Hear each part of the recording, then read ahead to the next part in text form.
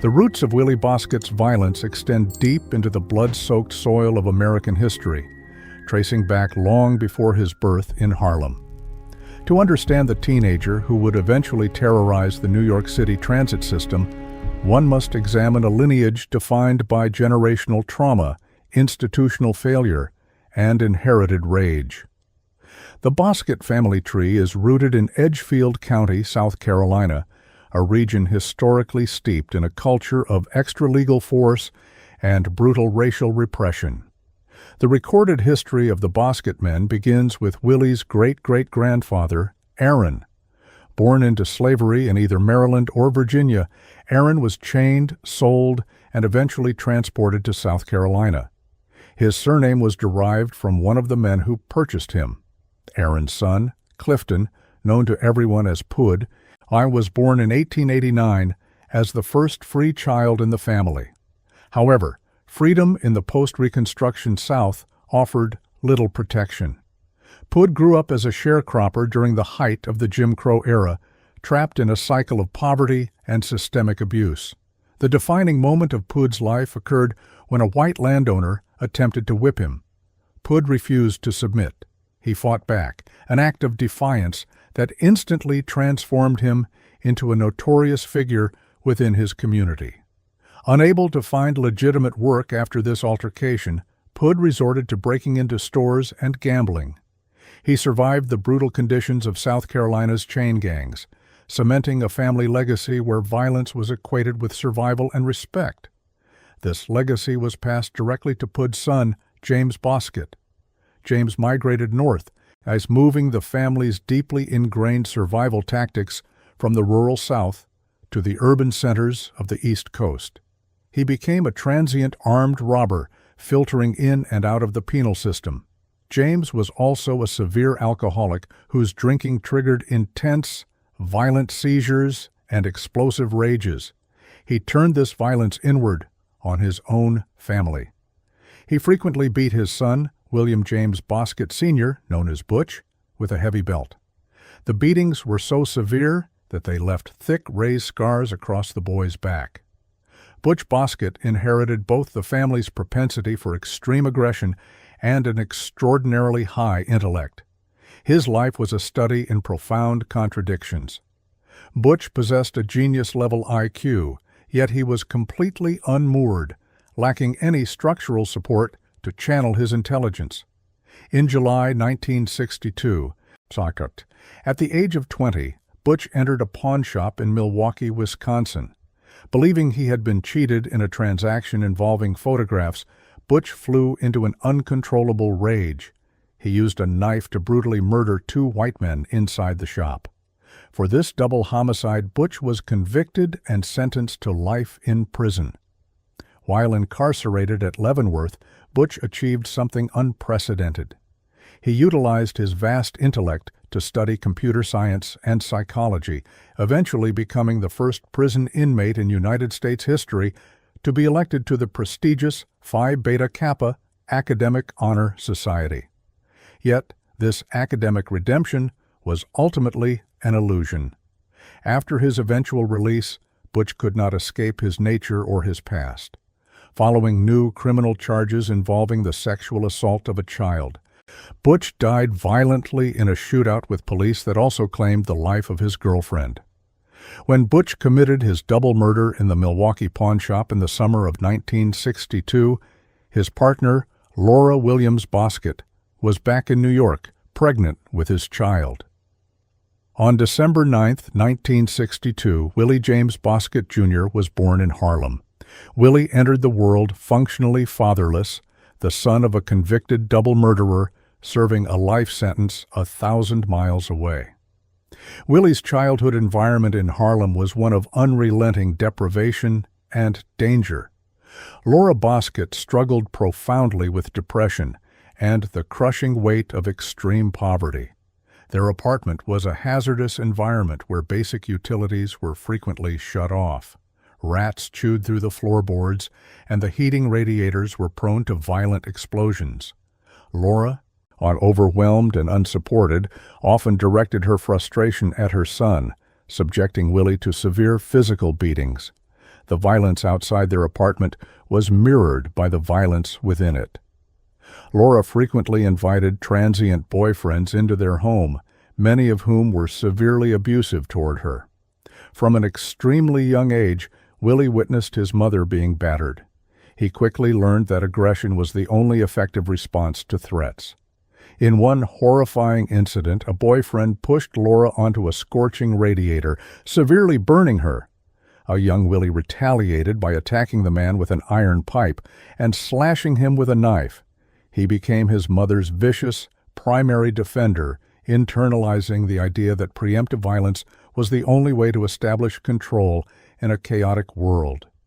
The trauma Willie endured was not limited to physical beatings and environmental neglect. At the age of 9, he was subjected to horrific sexual abuse. Older girls in the neighborhood exploited him, and far more devastatingly, his own grandfather, James Boskett, repeatedly assaulted him. James, recently released from prison, moved into the periphery of Willie's life and utilized his physical dominance to traumatize his grandson, further fracturing the boy's psyche. This accumulation of extreme physical, psychological, and sexual abuse created a highly volatile child. Willie developed an explosive temper and a complete disregard for authority or consequence. By the age of 8, his behavior in the public school system had become entirely unmanageable. The breaking point occurred when Willie picked up a heavy typewriter and hurled it out of a second-story classroom window, narrowly missing a pregnant teacher walking on the pavement below. He was immediately expelled from the second grade. Following the typewriter incident, the state intervened. Willie was sent to Bellevue Hospital for psychiatric observation. Medical professionals noted his extreme aggression, deep-seated depression, and an emotional detachment that was chilling for a child of his age. Like his father, Willie was tested and found to possess a genius-level IQ. However, this intelligence was entirely channeled into criminal survival tactics. At 9 years old, Laura petitioned the family court, declaring her son a person in need of supervision. Willie was removed from his mother's care and placed into the New York State juvenile justice system, beginning a cycle of institutionalization that would define the rest of his life. He was first sent to the Wiltwyck School for Boys, a residential treatment center that had a reputation for successfully rehabilitating troubled youths. Despite the efforts of compassionate staff members, Willie could not be reached. He was highly disruptive, prone to sudden physical attacks on social workers and nurses. He repeatedly escaped from the facility, fleeing back to the streets of Harlem. Throughout his early adolescence, Willie Boskett operated as a phantom in the juvenile justice system. He was transferred from one state training school to another, constantly escaping and returning to the urban environment that had molded him. On the streets, he was a force of pure destruction. He commanded fear and respect from his peers through sheer unpredictability. He carried knives and eventually acquired firearms. Between his frequent escapes and short-term incarcerations, Willie treated the streets of New York as a hunting ground. He later estimated that he committed over 2,000 separate crimes during his childhood. These were not minor infractions. His self-reported criminal record included hundreds of armed robberies, severe assaults, and stabbings. He targeted vulnerable individuals, including the elderly and the homeless, utilizing violence not just for material gain, but as a mechanism to exert dominance. In one early instance, he and other children tormented a local intoxicated man by driving nails into his feet. In another, he admitted to setting a homeless man on fire. By the time Willie reached his teenage years, the boy who had been victimized by his family and his environment had completely transformed into a predator. He was deeply aware of his father's legacy, having learned of Butch's double murder when he was 7 years old. Rather than serving as a cautionary tale, his father's reputation became an aspirational benchmark. Willie embraced the Boskett name and the terror it invoked. He viewed the juvenile justice system not as a deterrent, but as a revolving door that offered no real consequences for his actions. As the winter of 1977 turned into the spring of 1978, Willie was 15 years old. He had spent the majority of the past 6 years either locked inside reformatories or surviving on the streets through violent crime. He was armed, highly intelligent, profoundly damaged, and entirely devoid of empathy. He operated with a chillingly casual approach to human life, viewing other people merely as obstacles or targets. The generational rage that had started in the fields of South Carolina had been distilled into a heavily armed teenager roaming the concrete landscape of Manhattan. The stage was set for a collision between Willie Bosket and the unsuspecting commuters of the New York City subway system. The trajectory of violence began well before the winter of 1977. By the time Willie Bosket reached the age of 9, he had already established a profound disregard for authority, resulting in his first official interactions with the New York City Family Court. The juvenile justice system of the 1970s was entirely unequipped to handle a child with his level of deeply ingrained aggression. Operating under the philosophy that troubled youth were inherently salvageable, the state relied heavily on the Family Court Act of 1962. This legislation mandated that juvenile delinquents be treated with guidance, education, and rehabilitation rather than punitive incarceration.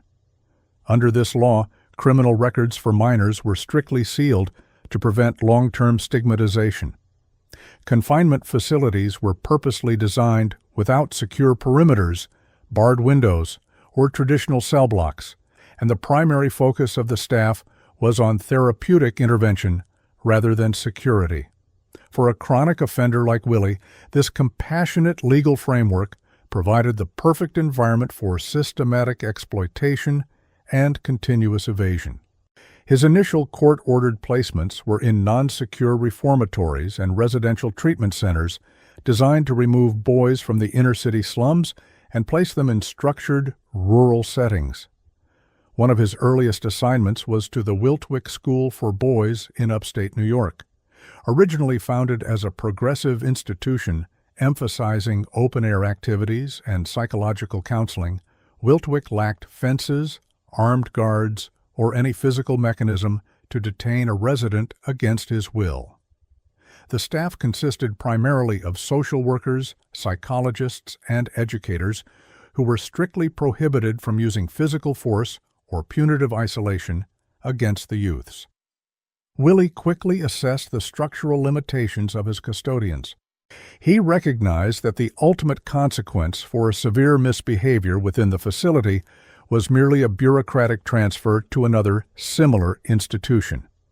He responded to the mandated therapy sessions with overt hostility and conscious manipulation. He would occasionally feign compliance to acquire basic privileges, only to immediately exploit those privileges to orchestrate violent disruptions. He frequently assaulted both staff members and his fellow residents to establish dominance. When the environment ceased to entertain him, or when he simply grew bored of the rural isolation, he walked away from the grounds. Absconding from these open campus facilities was a routine occurrence. Escaping did not require elaborate planning, the defeat of security systems, or covert operations, and it merely involved stepping off the property limits when supervision was momentarily lax and making his way back downstate to Manhattan. Once on the streets of Harlem, he resumed his criminal activities without a single pause. The New York Police Department would eventually apprehend him during the commission of a new crime, process him as a juvenile, and return him to the custody of the family court. Judges, strictly bound by the statutory limitations regarding minors under the age of 16, had no legal choice but to recycle him back through the division for youth. After exhausting the tolerance of Wiltwyck, he was transferred to the Highland State Training School, a facility intended for slightly older and more difficult adolescents. The pattern repeated itself flawlessly. He fought, he intimidated the weaker residents, he disrupted the educational programs, and he absconded. The state simply possessed no legal or architectural mechanism to securely detain a violent child, regardless of the frequency or the escalating severity of their offenses. During these brief, chaotic intervals of freedom in the city, Willie's criminal methodology underwent a rapid and clinical evolution. The petty thefts, truancy, and shoplifting that characterized his early childhood quickly gave way to direct physical confrontations. By the age of 12, he had escalated to strong-arm robberies and coordinated muggings. He operated effortlessly in the decaying urban landscape of mid-1970s New York, a city crippled by a massive financial crisis and plagued by a severe reduction in police manpower. The streets provided an endless supply of vulnerable targets. Willie learned early on that physical violence not only secured immediate material wealth, but also established an untouchable reputation among his peers. He specifically targeted intoxicated individuals stumbling out of local bars, the elderly walking back from grocery stores, and other teenagers. He utilized his fists, heavy, blunt objects, and occasionally knives to extract cash, jewelry, and leather jackets. Each successive arrest served only to reinforce his perception of total legal invulnerability. Because his chronological age shielded him from adult prosecution, he experienced no meaningful deterrence. The family court system processed his robberies as acts of juvenile delinquency rather than severe felonies. A violent mugging that would have netted an adult offender a multi-year sentence in a maximum security penitentiary resulted in only a few months of mandated placement in another youth camp for Willie. He openly mocked the presiding judges, the defense attorneys, and the evaluating social workers. He recognized that the state's unwavering commitment to rehabilitation completely neutralized its ability to punish. By his early teens, he viewed his rapidly accumulating rap sheet not as a source of shame or a warning sign, but as a distinguished resume of street survival. He later claimed to have committed over 200 distinct crimes during this specific period, the vast majority of which went entirely undocumented by a judicial system struggling to keep pace with his relentless output. As Willie grew older, the physical demands and inherent risks of strong-arm robbery prompted a calculated shift in his street tactics. Relying strictly on physical force meant occasionally encountering a victim willing to fight back, or risking an unexpected intervention by an aggressive bystander. Furthermore, physically overpowering an adult male required a level of exertion and risk that Willie preferred to avoid. To eliminate these unpredictable variables, he sought a definitive equalizer. The introduction of firearms into his criminal repertoire marked the final and most dangerous phase of his buildup. Handguns were readily available in the illicit street markets of Upper Manhattan, and acquiring one required little more than the necessary cash from fenced stolen goods and the right street connections. A firearm fundamentally transformed the chaotic nature of a physical mugging into a highly controlled, deeply asymmetrical transaction. It entirely bypassed the need for physical exertion and instantly paralyzed victims with the absolute threat of immediate lethal force. Often utilizing a compact .22 caliber revolver that was easily concealed within a jacket pocket, Willie could dictate the exact terms of an encounter without ever throwing a punch. The transition to armed robbery coincided directly with his deepening criminal partnership with his older cousin, Herman Spatz. At 17 years old, Spatz was legally classified as an adult in the eyes of the New York criminal justice system, yet he willingly followed the tactical lead of his 15-year-old cousin. Together, they formed a highly mobile and deeply predatory unit. The dynamic between the two was heavily skewed by Willie's dominant, aggressive personality and his established reputation for unpredictable violence. While Spatz provided an imposing physical presence and the operational advantage of an adult accomplice, Willie was the primary instigator who dictated the targets, the timing, and the terms of their engagements. Armed and unburdened by any moral hesitation or fear of legal restraint. They expanded their hunting grounds beyond the immediate blocks of their own neighborhood. They actively sought out environments that offered architectural isolation and trapped victims.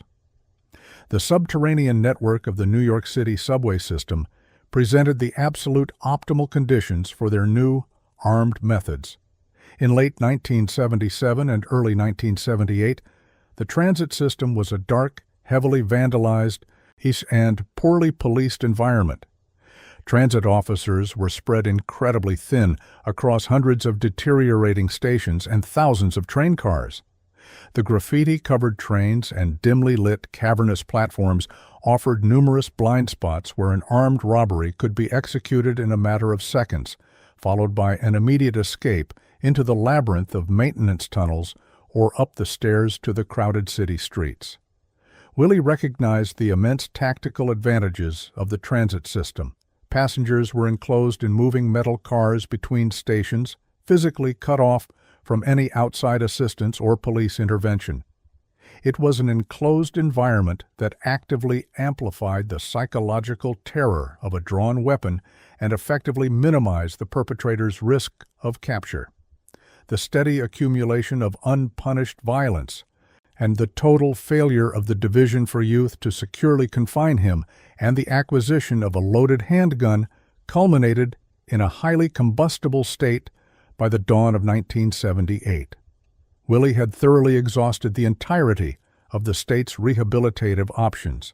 He had been evaluated by countless court-appointed psychiatrists who accurately documented his severe antisocial tendencies, his profound lack of empathy, and his exceptionally high risk for violent recidivism.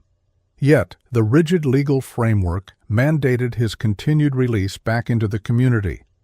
Every single interaction with authority had taught him that the system was entirely hollow. He had learned through years of empirical testing that the state would always capitulate to his juvenile status. As he moved through the subway tunnels with Herman Spates in those early months of the year, carrying a concealed weapon, he operated under the absolute certainty that he was untouchable. The juvenile justice system had inadvertently constructed the perfect predator, providing him with years of practical training in evasion and the unshakable belief that no matter what action he took, he would never face an adult consequence. The stage was completely set for a catastrophic escalation. Willie Bosket perceived this structural weakness not as a second chance, but as an absolute license to operate without consequence. By the early spring of 1978, he possessed an unshakable belief in his own immunity. The subterranean labyrinth of the New York City transit system became his preferred hunting ground. In the late 1970s, the subway network was notoriously dangerous, characterized by dim lighting, sparsely populated train cars during off-peak hours, and a pervasive atmosphere of urban decay. For a 15-year-old equipped with a weapon and devoid of a conscience, the isolation of the moving train cars offered a perfect environment for predatory behavior. He enlisted the participation of his 17-year-old cousin, Herman Spates, to serve as an accomplice in a planned string of robberies that would quickly escalate into unprecedented violence. On the afternoon of Sunday, March 19, 1978, the two teenagers descended into the subway system. They rode the trains looking for vulnerable targets, scanning the cars for isolated passengers. The environment was loud, the screech of metal on metal drowning out ambient noise, providing a natural acoustic cover for violence. Aboard a northbound 3 train traveling deep into Harlem, they identified their first mark. Noel Perez was 44 years old, an unassuming passenger simply traveling to his destination. He had no prior interaction with the teenagers, no dispute, and no warning of the impending violence. As the train rattled through the dark tunnels approaching the terminus at the 148th Street station, Bosket and Spates made their approach. The confrontation was incredibly brief and ruthlessly efficient. Bosket produced a .22 caliber revolver. He did not engage in a prolonged negotiation or utilize the weapon merely as a tool for intimidation.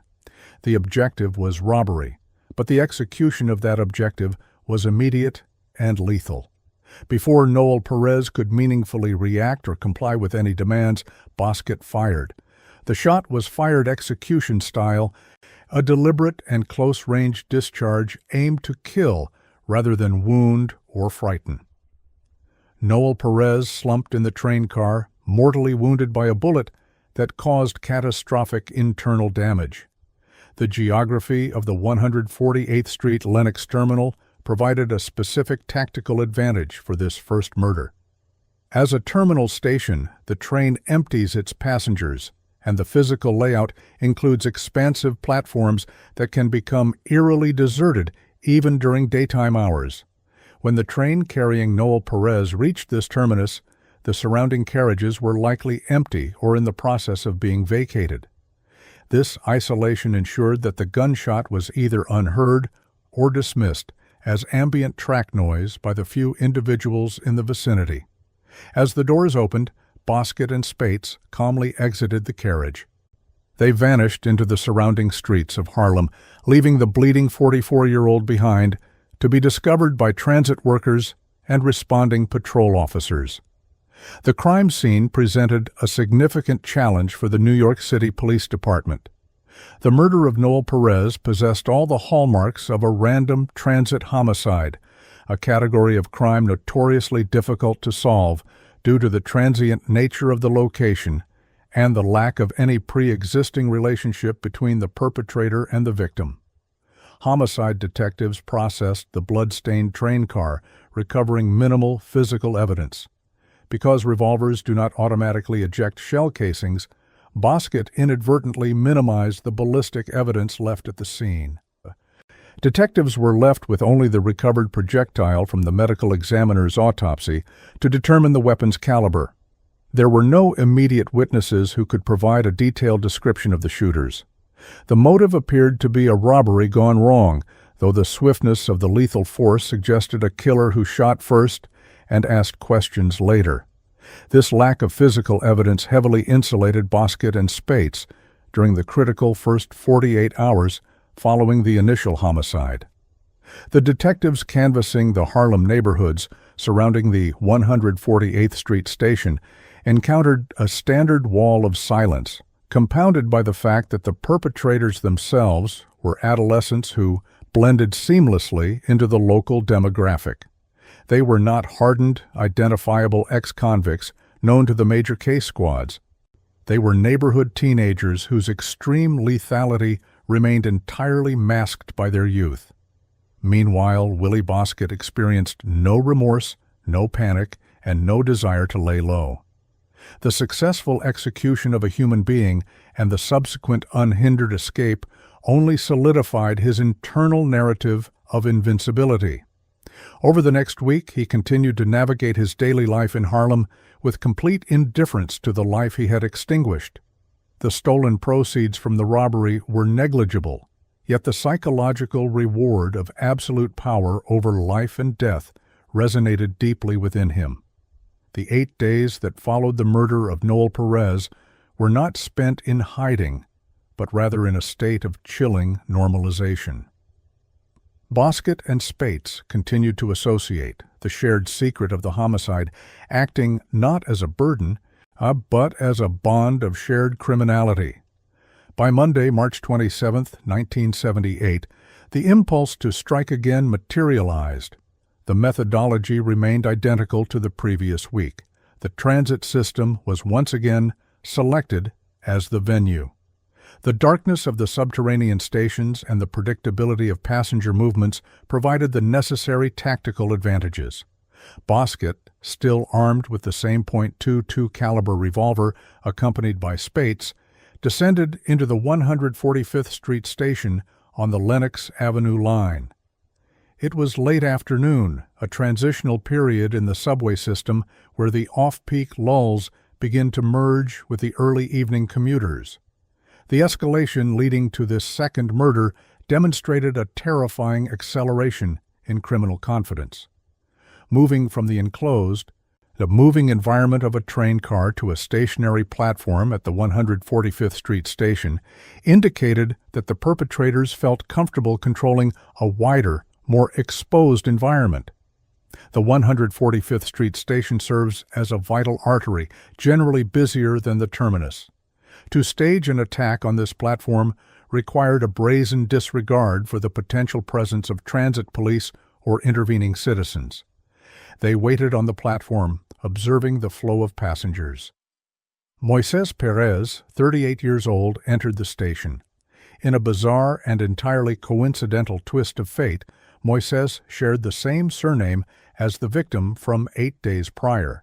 Though the two men were completely unrelated, Moises Perez was simply another solitary commuter navigating the transit system, entirely unaware that he had been selected for death.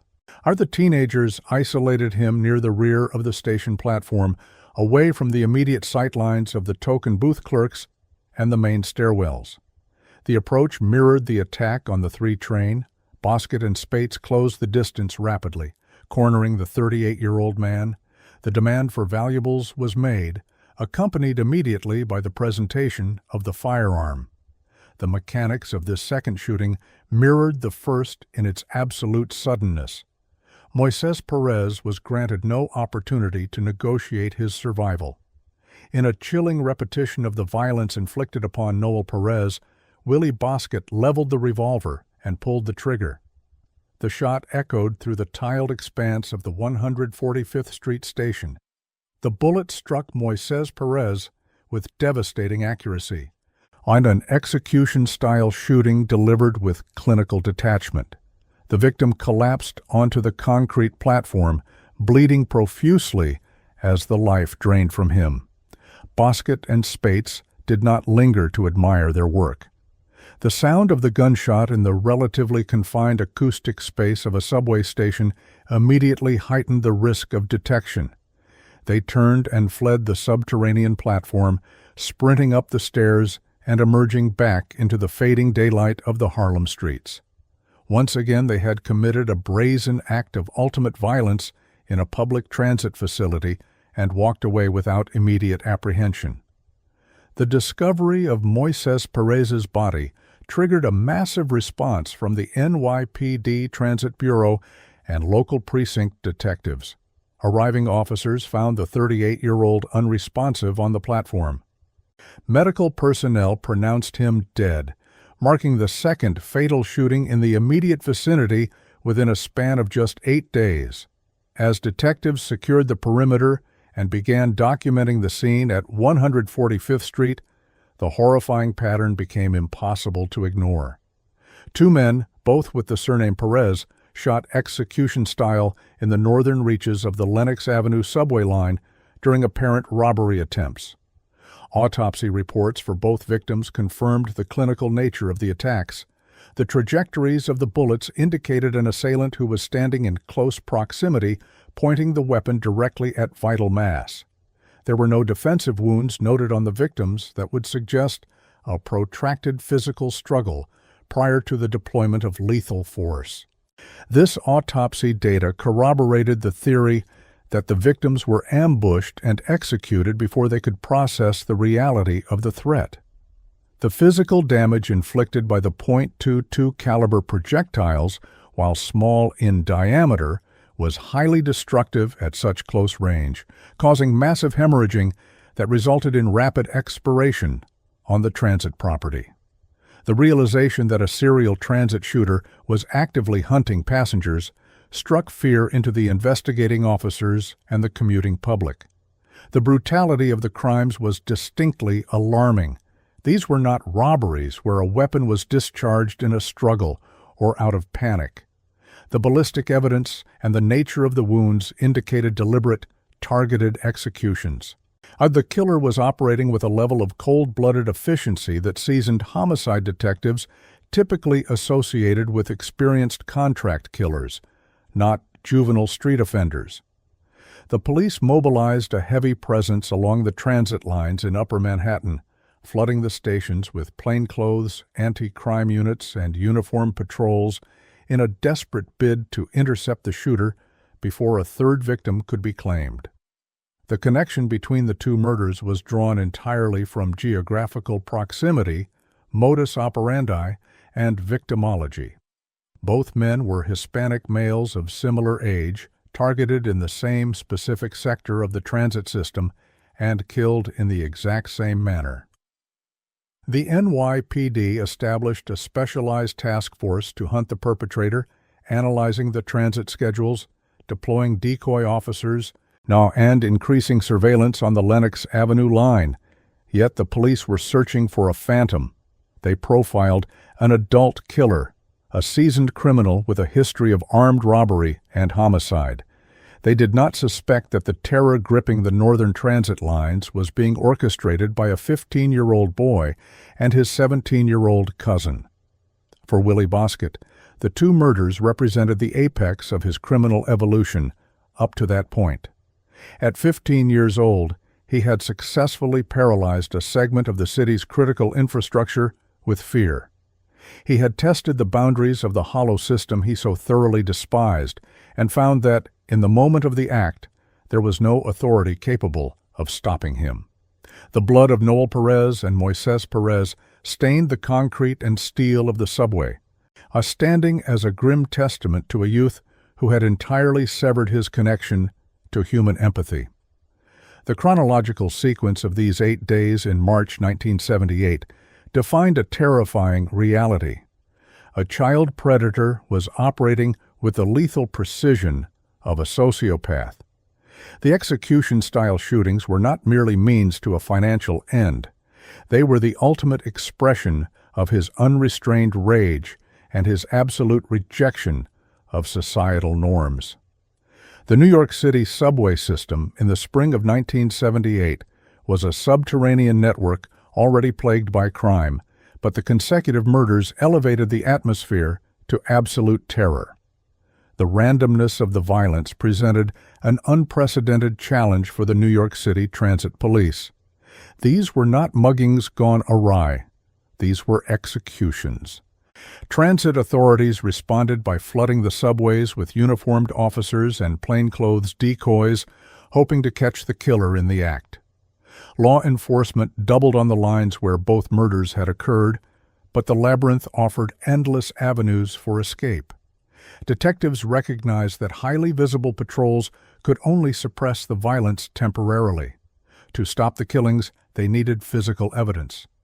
The initial breakthrough came from the forensic laboratory. Crime scene investigators recovered projectiles from the subway cars where the victims lost their lives. Ballistics experts analyzed the striations on the bullets and made a definitive match. Both victims had been killed by a .22 caliber pistol. This critical ballistic evidence transformed two isolated homicides into a linked series. The transit police now knew they were hunting the same perpetrators operating with a specific weapon. However, a .22 caliber handgun is incredibly common, and ballistics alone could not generate a suspect. The investigators needed the killer to make a mistake, to act with the reckless overconfidence that often follows successful crimes. That overconfidence manifested in secondary violence. Between and immediately following the murders, the perpetrators expanded their targets. In the Lenox Avenue train yard, they approached an off-duty motorman named Anthony Lamort, drawn by the CB radio he carried. When Lamort ordered the youths out of the restricted yard, he was shot in the shoulder with the same .22 caliber weapon. Shortly after, another man named Matthew Connolly was shot in a separate incident. The sheer volume of their violent acts generated the paper trail the police desperately needed. While the perpetrators managed to flee these secondary scenes, they were no longer operating as ghosts. They were leaving physical traces behind. The most damning piece of physical evidence emerged from the scene of the second murder. In their haste, the killers handled the victim's wallet. Crime scene technicians meticulously processed the leather and lifted latent fingerprints. In 1978, fingerprint matching was a laborious process that required a baseline suspicion or a stroke of luck. The transit police submitted the prints to the criminal database, comparing them against individuals with prior records. The system returned a match. On the latent prints belonged to two young men who had been processed through the juvenile justice system multiple times, 15-year-old Willie Bosket and his 17-year-old cousin, Herman Spates. With names attached to the violence, the investigation shifted to a targeted manhunt. A seasoned transit police detective named Davin took the lead.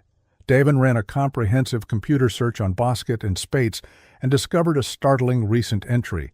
The two teenagers had actually been picked up by police shortly after the shooting of Matthew Connolly.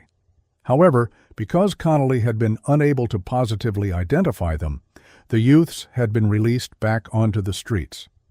Davin realized that the very suspects responsible for the paralyzing wave of subway murders had already slipped through the fingers of the police.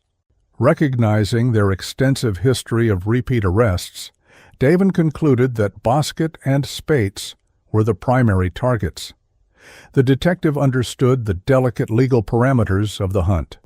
Because Willie Bosket was only 15 years old, he was legally classified as a juvenile under New York state law. This status afforded him significant protections regarding how he could be detained, questioned, and processed. Detaining a juvenile without an airtight case or holding him beyond strict statutory time limits could result in the entire prosecution being thrown out on a technicality.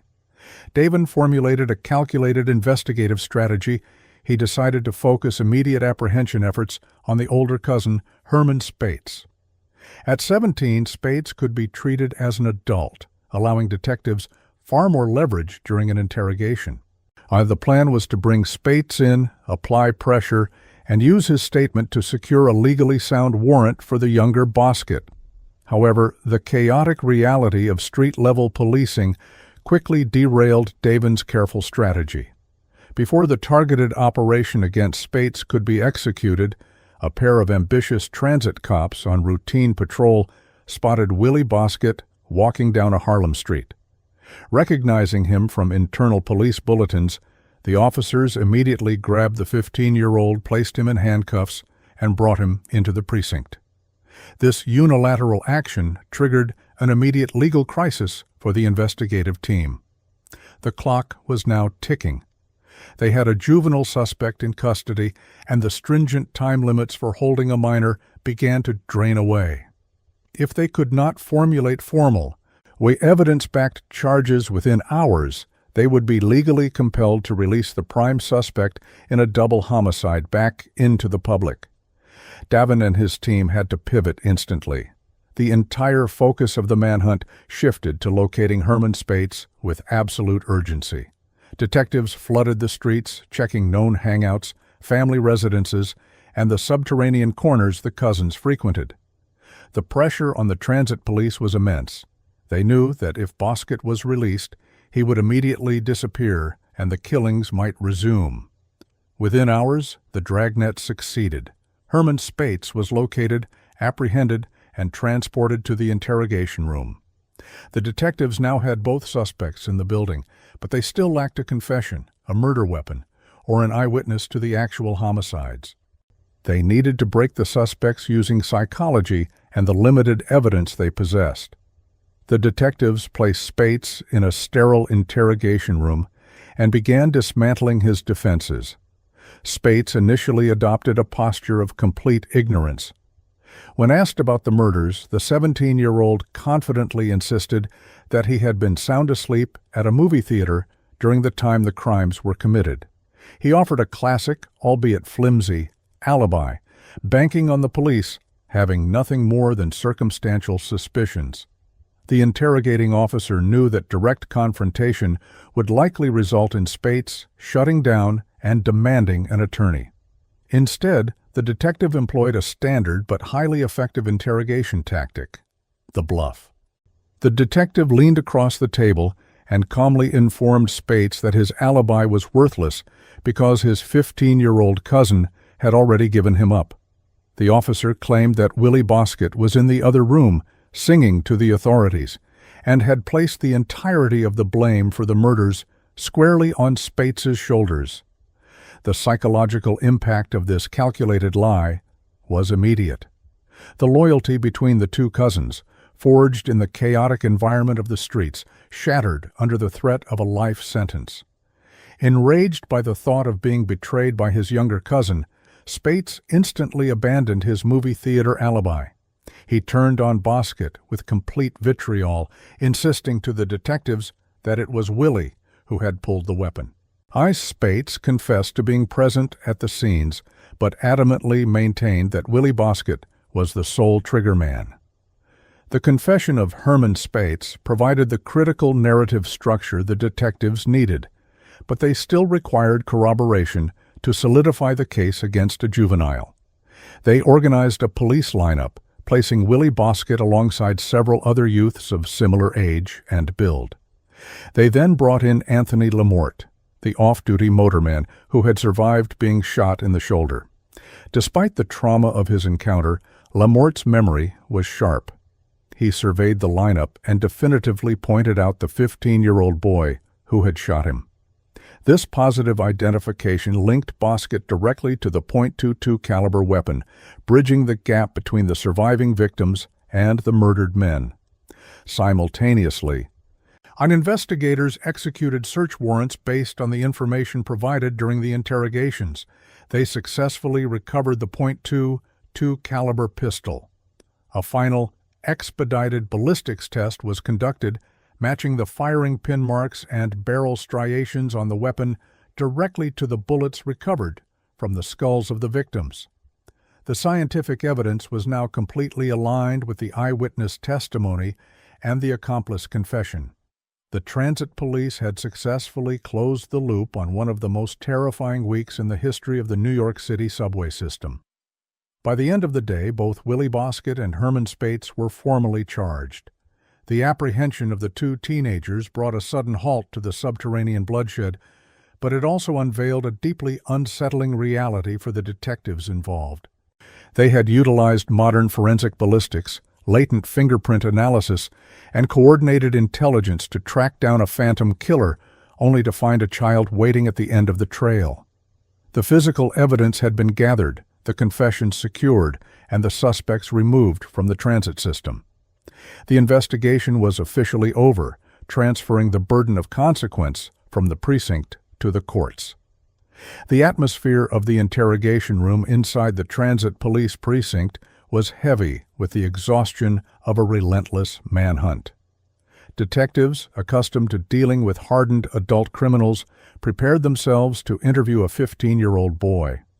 The standard procedure for questioning a juvenile involved an expectation of emotional volatility, tears, and a rapid breakdown under the weight of authority. Willie Bosket presented none of these expected behaviors. Sitting across from seasoned investigators, the teenager appeared entirely unfazed by his surroundings. His physical youth was sharply contradicted by the absolute stillness of his demeanor. There was no fidgeting, no defensive posturing, and no requests for comfort. The detectives laid out the parameters of the interview, reading him his rights and explaining the gravity of the situation. They anticipated a wall of denial or a fabricated alibi. Instead, they were met with a chilling and profound indifference. The interrogation commenced not as a struggle for the truth, but as a monologue of predatory achievement. When questioned about the events on the subway, Bosket did not hesitate. He began to recount his actions with a clinical detachment that unsettled the experienced detectives in the room. He spoke of the transit system as a hunting ground, a subterranean territory where he operated without constraint. When the subject turned to the murder of Noel Perez on the 3 train near the 148th Street station, Bosket provided the details with the casual pacing of someone describing a routine daily task. He explained the decision to initiate the robbery, the mechanics of drawing the weapon, and the act of pulling the trigger. The investigators pressed him for a catalyst, searching for an indication that the victim had provoked an escalation or that the shooting was an accidental discharge in a moment of panic. Bosket explicitly denied any such mitigating factors. He stated simply that the victim had not surrendered his valuables quickly enough. The fatal shot was framed not as an error in judgment, but as a necessary and justified response to noncompliance. He articulated the mechanics of the murder without a single inflection of regret. As the detectives transcribed his statements, the atmosphere in the room grew increasingly grim. They moved the questioning forward to the events of March 27th and the death of Moises Perez at the 145th Street station. Bosquet's narrative remained devoid of any emotional fluctuation. He detailed his return to the subway system, entirely undeterred by the violent death he had caused 8 days prior. He described the encounter with Moises Perez, the second attempted robbery, and the subsequent execution. The complete absence of remorse was staggering. Bosquet did not lower his eyes or lower his voice when describing the moment the bullet struck the second victim. He viewed the lives of Noel and Moises Perez as entirely incidental, unfortunate only in their failure to provide a sufficient yield for his criminal efforts. The detectives realized they were not interviewing a misguided youth who had made a tragic mistake, but a fully formed predator who placed zero value on human life. Bosquet's confession transcended mere admission. It bordered on boasting. He expressed a twisted pride in the fear he had generated across the city. The media frenzy and the heightened police presence in the subway system were viewed by the teenager as testaments to his own power. He spoke of his actions as a natural extension of his existence, demonstrating a profound psychological disconnect from the moral and legal frameworks of society.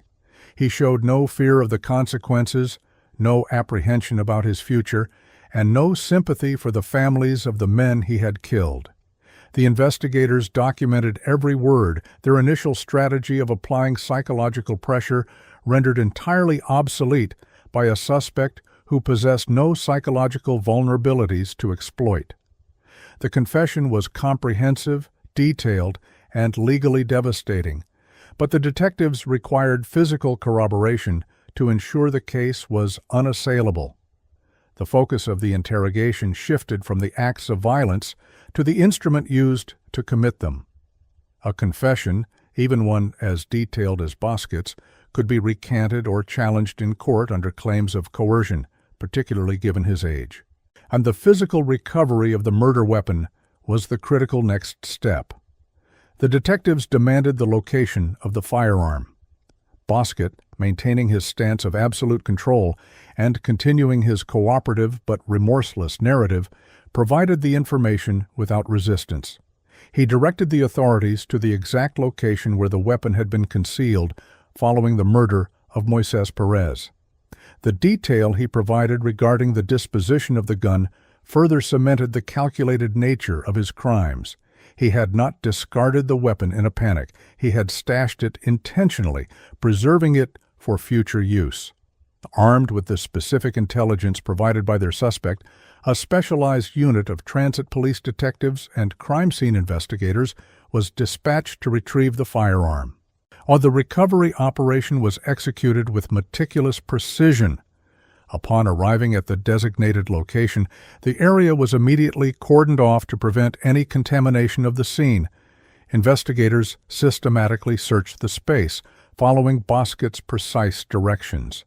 The process was slow and deliberate, ensuring that the integrity of the evidence remained intact. Every step was documented by police photographers, creating a visual record of the search and eventual discovery. Deep within the concealed spot, the physical embodiment of the city's terror was located. The weapon was a .22 caliber revolver. It lay exactly where the 15-year-old had said it would be. Crime scene technicians approached the firearm with extreme caution. Photographs were taken of the gun in situ before any physical contact was made. The position of the weapon, its orientation, and the surrounding environment were all logged into the official record. An investigator, wearing standardized protective gloves, carefully extracted the revolver from its hiding place. The firearm was inspected briefly to ensure it was rendered safe for transport. It was a utilitarian piece of machinery, showing signs of wear, but its lethality was undeniable. The cylinder was checked, and the remaining ammunition was noted and secured. The revolver was immediately placed into a heavy-duty evidence bag, sealing the physical link between Willie Bosket and the two murdered men. A strict chain of custody was initiated at that exact moment. The recovering officer signed the exterior of the evidence packaging, logging the time, date, and precise location of the recovery.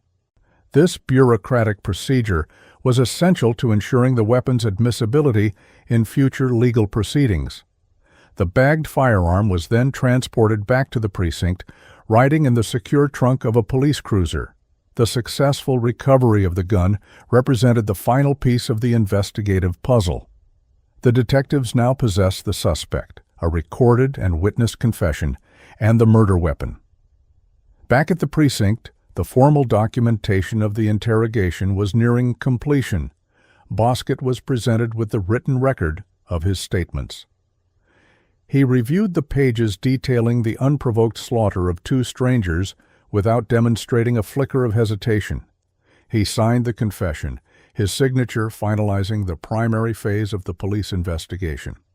The detectives observed the boy as he completed the paperwork, the stark reality of the situation settling over the room. The system they operated within dictated that the 15-year-old sitting before them, despite the severity of his actions and the absolute certainty of his guilt, would be processed through the jurisdiction of family court. The disconnect between the brutal reality of the evidence and the leniency of the juvenile statutes was palpable. The physical evidence, securely bagged and tagged, was prepared for immediate transfer to the police laboratory. The .22 caliber revolver would be subjected to rigorous forensic analysis. Technicians would test-fire the weapon, recovering the pristine projectiles fired in the controlled environment of the lab. The investigative team knew that the mechanical truth of the ballistics would inevitably echo the chilling verbal truth provided by Bosket during his interrogation. The teenager had handed them the case on a silver platter, driven by a pathological need for recognition and a total absence of human empathy. As Bosket was escorted from the interrogation room to a holding cell, the detectives were left to process the sheer density of the malice they had just documented. The interrogation was complete, the physical evidence was secured, and the irreversible trajectory of Willie Bosket's life within the penal system had been firmly established. The sterile environment of the precinct offered no comfort against the reality that a 15-year-old boy had paralyzed a massive transportation network simply because he felt entitled to take the lives of those who crossed his path. The investigation had yielded answers, but those answers provided no solace to the authorities tasked with maintaining order in the city. With the interrogation concluded and the physical evidence securely logged, the machinery of the justice system began to process the two perpetrators. The stark age difference between the cousins immediately fractured the prosecution into two entirely distinct legal pathways. Herman Spates had recently turned 17.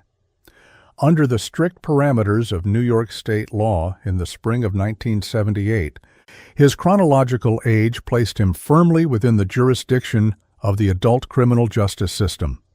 He was swiftly indicted by a grand jury and arraigned in Manhattan Supreme Court. Despite his secondary role in the subway attacks, primarily acting as an accomplice and a lookout rather than the executioner, the adult system held him fully accountable for his participation in the lethal robberies. He faced the prospect of a lengthy term in a maximum security state penitentiary, potentially spending the rest of his natural life behind bars. Conversely, the primary architect of the violence, the individual who had physically pulled the trigger and extinguished the lives of Noel Perez and Moises Perez, was legally shielded by his birth date. Willie Bosket was 15 years old. Consequently, the state was legally prohibited from treating him as a criminal. He was remanded to the exclusive jurisdiction of the New York State Family Court, an institution governed by a philosophy fundamentally at odds with the severity of the crimes he had committed. The family court system at that time operated under the doctrine of parens patriae, essentially acting as a surrogate parent for wayward youth. Its foundational premise was that juveniles were inherently malleable, fundamentally incapable of forming true criminal intent, and therefore prime candidates for rehabilitation rather than retribution. The statutes meticulously codified this belief, explicitly mandating that proceedings involving minors be treated as civil matters, not criminal prosecutions. This rigid jurisdictional division created a profound legal paradox, and the detectives who had worked tirelessly to solve the subway murders and the prosecutors assigned to the case found themselves confronting a systemic absurdity. The accomplice was looking at decades in a brutal adult prison, while the unrepentant triggerman was shielded by a statutory umbrella that viewed him merely as a juvenile delinquent in need of state guidance. Under the prevailing Family Court Act, the law recognized no difference between a 15-year-old who habitually skipped school and a 15-year-old who committed premeditated double homicide. The penal code simply did not apply to him. The absolute maximum penalty the family court judge could impose, regardless of the brutality or the body count of the offenses, was 5 years of confinement in a youth facility operated by the New York State Division for Youth. Or furthermore, this 5-year maximum was not a fixed sentence of hard time, but rather a flexible period of custody aimed at social rehabilitation, with mandatory release required by law upon his 21st birthday. The proceedings against the teenager were initiated in the Manhattan Family Court, a stark contrast to the imposing high-stakes environment of the adult criminal courts. By law, the process was entirely closed to the general public and the press. The intention behind this mandate was to protect the privacy of the minor, ensuring that a youthful mistake did not permanently stigmatize a citizen's future. However, in the context of two cold-blooded murders that had terrified millions of daily transit riders, this veil of secrecy felt less like a protective measure and more like an institutional cover-up. Inside the closed courtroom, the procedural mechanics further deviated from a traditional trial. There was no jury of peers. The fate of the accused rested entirely in the hands of a single presiding judge, who served as both the arbiter of legal technicalities and the ultimate trier of fact. Throughout the preliminary hearings and the actual proceedings, the 15-year-old displayed a demeanor that deeply unsettled the legal professionals surrounding him. He was entirely cognizant of the statutory limits of the family court. He understood with perfect clarity that the maximum sentence hanging over his head was 5 years. This knowledge stripped the prosecution of its usual leverage.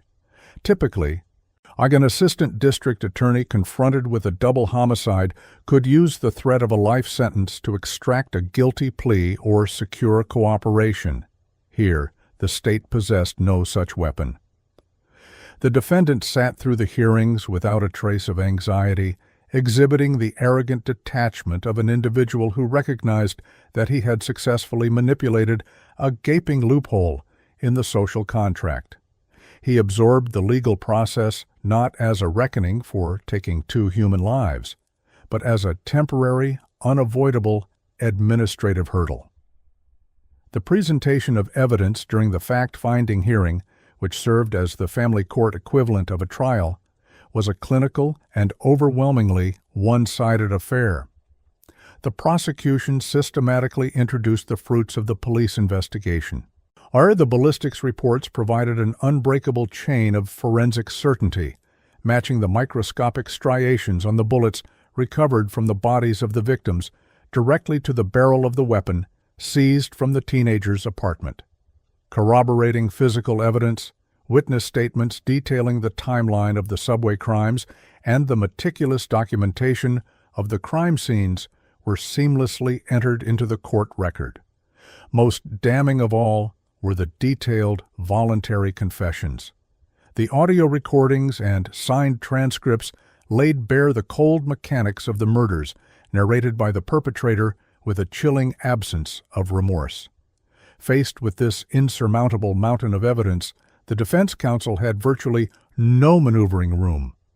There was no viable argument for mistaken identity, self-defense, nay, or a plausible alibi. The state had thoroughly dismantled any possible narrative of innocence. However, the objective of this hearing was not to secure a criminal conviction in the traditional sense. In the precise nomenclature of the family court, the judge was merely tasked with determining whether the respondent had committed acts that, if committed by an adult, would constitute a crime. Given the overwhelming weight of the proof, the conclusion was inescapable. The judge formally adjudicated the teenager a juvenile delinquent, legally affirming his undeniable responsibility for the fatal shootings on the 3 train and at the 145th Street station. Following the adjudication, the proceedings transitioned directly to the dispositional phase. This final step was the equivalent of a sentencing hearing, designed to determine the most appropriate placement for the delinquent youth. The prosecution strongly advocated for the harshest possible restriction, arguing that the respondent represented a severe, ongoing threat to public safety and demonstrated zero capacity for empathy or immediate rehabilitation. They highlighted the calculated nature of the robberies, the unprovoked lethal violence, and the sociopathic pride the perpetrator took in his actions. The judge, evaluating the horrific facts of the case against the strict confines of the state statutes, recognized that any leniency would be a profound miscarriage of justice. Yet the judge's authority was absolute but severely restricted. The judicial hammer could only fall so far. The court handed down the most severe penalty allowable under the New York State Family Court Act. The teenager was committed to the custody of the New York State Division for Youth for a maximum period of 5 years. This sentence represented the ultimate ceiling of punishment available for a juvenile offender at that time. The order dictated that he be placed in a secure facility, specifically the Goshen Center for Boys, which was designated for the state's most difficult and dangerous youths. However, despite the designation as a secure facility, Goshen was fundamentally an institution oriented toward education and psychological treatment, lacking the physical austerity and disciplinary rigor of an adult penitentiary. The finality of the disposition echoed with a hollow ring for the victims' families and the investigating detectives. The legal outcome was mathematically disproportionate to the carnage inflicted. For 2 calculated, unprovoked murders, the perpetrator would serve merely 60 months. He would receive educational instruction, recreational time, and counseling, and he would be legally guaranteed an absolute release by the time he turned 21. The strict jurisdictional division had functioned exactly as designed, but the resulting sentence exposed a catastrophic flaw in the justice system's ability to handle juvenile predators.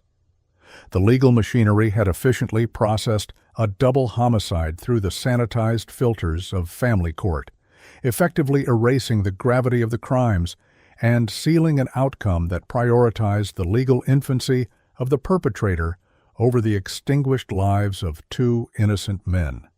Time he reached his 21st birthday. The realization that 2 unprovoked homicides carried a penalty barely longer than a high school education ignited absolute public revulsion. The mathematical reality of Willie Boskett's sentence struck New York City as an institutional surrender. Citizens, law enforcement officials, and grieving families directed their collective fury at a legal framework that treated a 15-year-old double murderer with the same disciplinary leniency as a truant. The media amplified this outrage, splashing Boskett's name across front pages and dubbing him the baby-faced butcher. He had callously boasted about his crimes, treating the victims' lives as trivial collateral in his pursuit of infamy. Now he openly mocked the system, acutely aware that the family court's maximum penalty provided him an impenetrable shield against serious, long-term consequences. The political tremors reached Albany immediately. Facing an election year, Governor Hugh Carey endured immense pressure to rectify this gaping penal code loophole. The public demanded absolute retribution, and the legislature moved with unprecedented speed to deliver it. Within months of Bosket's sentencing, Carey summoned lawmakers into a special session to draft and pass the Juvenile Offender Act of 1978. The legislation was surgical in its intent, dismantling the protective barrier that had previously shielded violent minors from the adult justice system. Under the new law, children as young as 13 could be indicted, tried, and sentenced as adults for murder. 14-year-olds were exposed to adult prosecution for severe felonies like armed robbery, kidnapping, and rape. The statute became colloquially known as the Willie Bosket Law. It was a watershed moment in American jurisprudence. New York was the first state to formally criminalize youth in this manner, catalyzing a nationwide paradigm shift. Over the ensuing decades, all 50 states would revise their statutes to make it easier to prosecute violent adolescents as adults.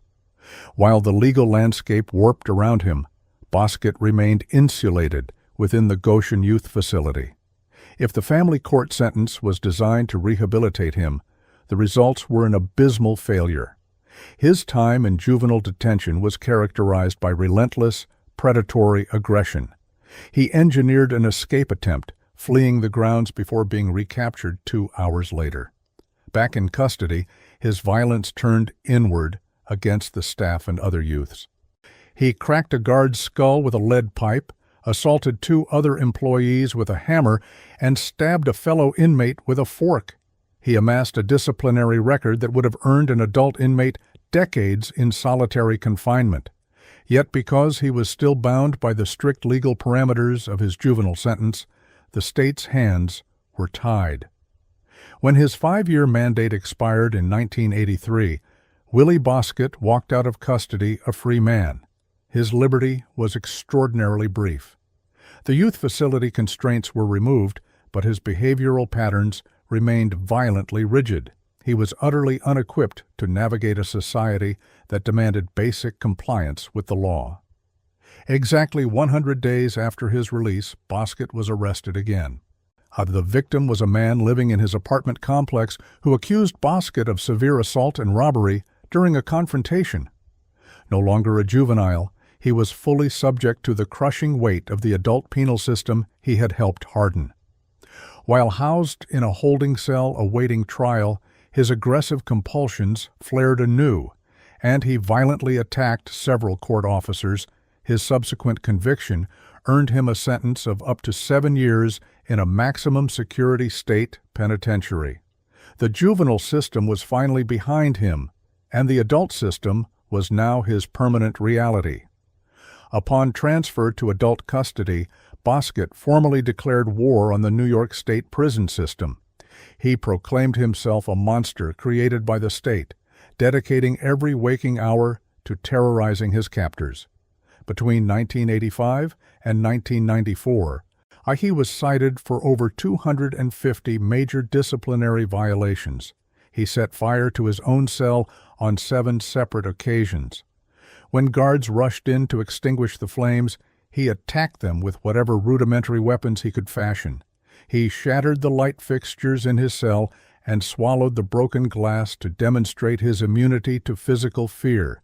He hoarded human feces and boiling water, hurling the foul mixtures at passing correction officers.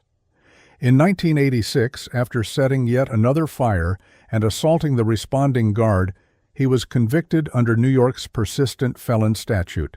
His sentence was augmented by an additional 25 years to life. The escalation climaxed on April 16, 1988, inside the visiting room of the maximum security Shawangunk Correctional Facility. Bosket, now 25 years old, was seated in a secure area giving an interview to a newspaper reporter who was chronicling his life. A rookie correction officer named Earl Porter was assigned to monitor the room. With terrifying stealth, Bosket managed to free himself from his restraints. He had scavenged metal from a typewriter, meticulously grinding it against the concrete walls until it formed a lethal 10-inch spike. He approached Officer Porter from behind in absolute silence and plunged the homemade shank deeply into the guard's back. Porter survived the massive puncture wound, but the psychological and physical damage was permanent. When brought before a judge for the attempted murder, Boscott was completely unrepentant. He stared down the court and promised to haunt the prison system until it was in its grave. The judge handed down another consecutive sentence of 25 years to life. The prison administration faced an unprecedented logistical nightmare. Willie Boscott was statistically the most dangerous inmate in their custody, a man who had proven that standard bars and solitary confinement protocols were insufficient to contain his homicidal urges. He could not be housed with other inmates, and he posed a lethal threat to any guard who came within arm's reach. The state's solution was an architectural anomaly. Authorities commissioned the construction of a customized high-security cell designed exclusively for one occupant. Boscott was transferred to Woodbourne Correctional Facility, where his new environment awaited him. The cell was a 9-by-6-foot sensory deprivation tomb, built to eliminate any possibility of physical contact between the inmate and the outside world. The standard iron bars were reinforced and completely enveloped by heavy wire mesh and thick, fogged plexiglass. This impenetrable barrier was engineered to prevent him from launching bodily fluids, feces, or makeshift projectiles at the staff walking the tier. Inside, the environment was reduced to brutal minimalism designed for absolute security over human comfort. The space contained only a steel cot bolted directly to the concrete floor and a stainless steel combination sink and toilet. There were no books, no magazines, no television, and no radio. The light fixtures were recessed and heavily armored to prevent him from eating the bulbs. 3 closed-circuit television cameras monitored his every movement, are broadcasting his life to a security control room 24 hours a day. The operational protocols governing his confinement were the most restrictive in the nation, reflecting the system's deep-seated fear of his ingenuity. He was locked inside the plexiglass cage for 23 hours a day. The correction officers assigned to his unit were strictly forbidden from speaking to him, enforcing an absolute auditory void to prevent any psychological manipulation. His meals, devoid of any utensils that could be weaponized, were pushed through a narrow reinforced slot at the base of the door. During his 1 hour of daily recreation, he was not permitted to interact with other human beings. Before the cell door even opened, he was required to back up to the steel portal, thrust his hands through a slot to be heavily manacled, and then submit to leg irons. Only then was he escorted by a minimum of 3 guards to a small, empty, fenced-in enclosure where he paced in his chains. If a visitor requested to see him, Boscott would be chained backward to the inside of his cell door, forced to communicate through a narrow row of pinprick holes drilled into the reinforced plastic. Willie Boscott became the most isolated prisoner in the United States, entombed alive as a direct consequence of his relentless, unyielding violence against the state. With multiple consecutive sentences stacked upon him, his earliest possible release date was pushed to the year 2062, an abstract date guaranteeing he would die in custody long before he ever saw the other side of the walls. His legacy is one of the most profound paradoxes in the history of American criminal justice. He is a man who systematically destroyed his own life, yet single-handedly engineered a monumental shift in the legal framework of an entire nation. The Juvenile Offender Act of 1978 remains intact today, a permanent legislative testament to the panic he induced. Because of his actions on the New York subway, tens of thousands of adolescents over the subsequent decades would be stripped of their juvenile status and forced to face the severe, uncompromising consequences of the adult judicial system. Willie Boscott remains frozen in time, locked perpetually behind fogged plexiglass, a living architect of the very machinery that will hold him until his final breath.